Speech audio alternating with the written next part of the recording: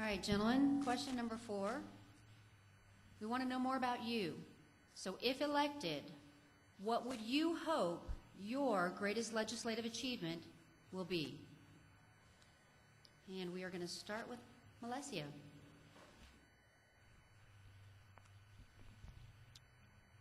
I'm running for 3 reasons.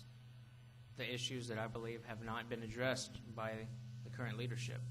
Cutting spending, cutting taxes, and improving and reducing illegal immigration. The greatest accomplishment, if I could do this, would be to reform Social Security, to get us on a path of self-sufficiency where we fulfill our obligations to the older citizens and to where the younger people can have a portion of their retirement. You know, we spend so much money on the entitlement programs. I believe we're spending more than even on defense, even during the 2 wars. That is the top issue of our nation. If we do not address that issue, we will be bankrupt. That would be my legislative dream, is to be able to address the Social Security issue, get us to where we fulfill our obligation to the seniors, but yet the young people can keep and maintain and grow a portion of their Social Security to where they can retire and to where we can eventually disband Social Security. It would take 1 or 2 generations, but eventually that would be a great goal. Thank you. Congressman?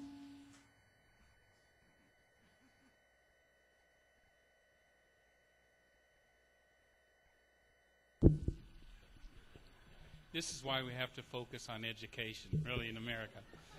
Golly. I want people to say that we are more free because Kevin served us in Congress than we were before. And I'll tell you, my hope, my dream in Congress, because I sit on Ways and Means, I've done a lot of tax cuts for you, $3 trillion. Your income tax, your child tax credit, the death tax. I restored the sales tax deduction. You and I, when we file out our forms, we save $1.2 billion a year in Texas. That's probably one of my better ones.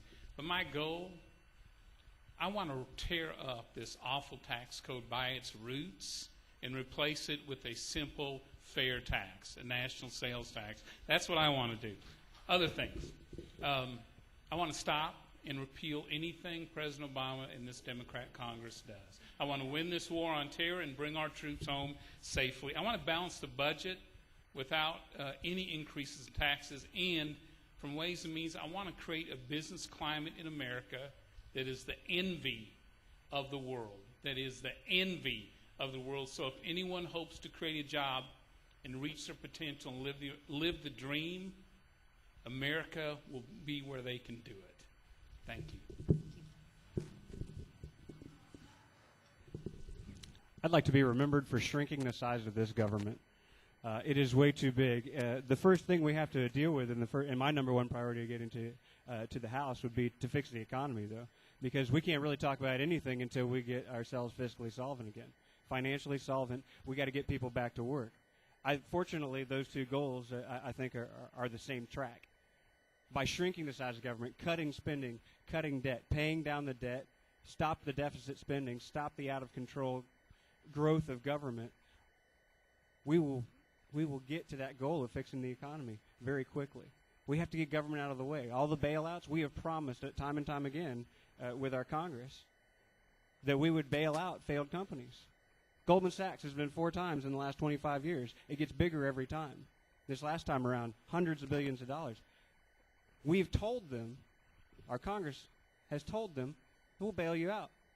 You can keep all of your money whenever you're successful, but when you fail, we'll come to the rescue. We have to stop doing things like that. We have to fix this economy. And the best way we can do it, the first thing we should do, drill here, drill now, pay less. Open up onshore and offshore domestic drilling. Use our domestic energy resources. You know why that's important? There's a lot of important things there. People say, well, you know, who cares about the price of oil? The price of oil is huge, but guess what? That's American jobs right now. American money being spent on American products right here. National security, we're spending billions of dollars. We send it over to Saudi Arabia, to Venezuela, to Hugo Chavez. We can cut that tap off. Stop those countries from funding terrorism. Stop those countries from coming after us. That's a national security issue. Our energy policy is important. We will put people back to work right now on American soil. It's a start.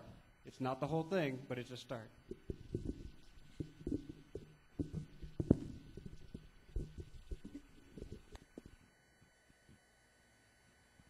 You know, I really enjoyed hearing the words, "I'd like to make things more free." But I want to be remembered for balancing the budget. I want to be remembered as somebody who got legislation in place that says no matter what, we aren't going to run deficit spending unless we have an immediate call for war, or we have a war declared on us, or we have a national emergency. Otherwise, we need to have our budget balanced. And we need to put legislation in place now that will do that.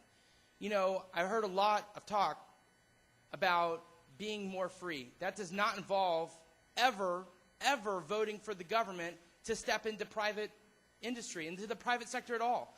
I don't care who you are. My Constitution says that we are protected from our government, and our business practices are set by free market principles in this country. If you want to bail people out, move to another country. Please move to UK or somewhere else like France, where they like to bail out companies that are failing. In my America, we like free trade, we like free markets, we like the Constitution. I heard also some talk about drill here, drill now. I'm a big proponent of getting the drilling going. But the thing that most people don't realize about drill here, drill now is the Americans have to want to do business here in the United States. Why don't they want to do business here? Because our taxes are so absurdly high on our corporations that they want to send their business overseas. Why does Exxon do most of its business in Nigeria and West Africa? Because of the taxes. Oddly enough, even at the 90% level, we make more money there than we make here in the United States. We open up we need to get rid of our federal mandate on drilling, yes. But will that be the whole problem? Absolutely not. What we need to do is we need to shrink our government, shrink our spending, and get them out of our lives. The federal government doesn't need to be involved in our everyday free market practices.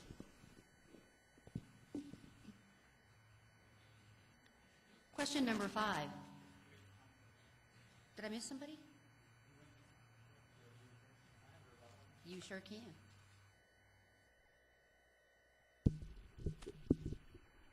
We hear a lot of people talk about freedom.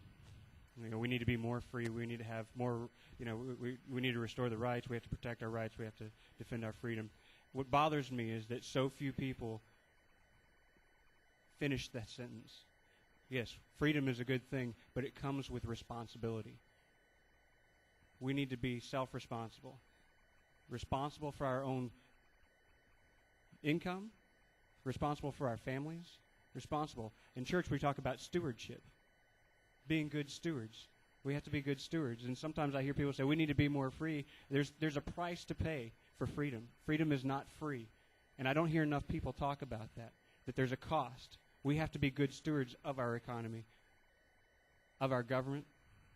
We have to get involved. I just wanted to say that. Thank you.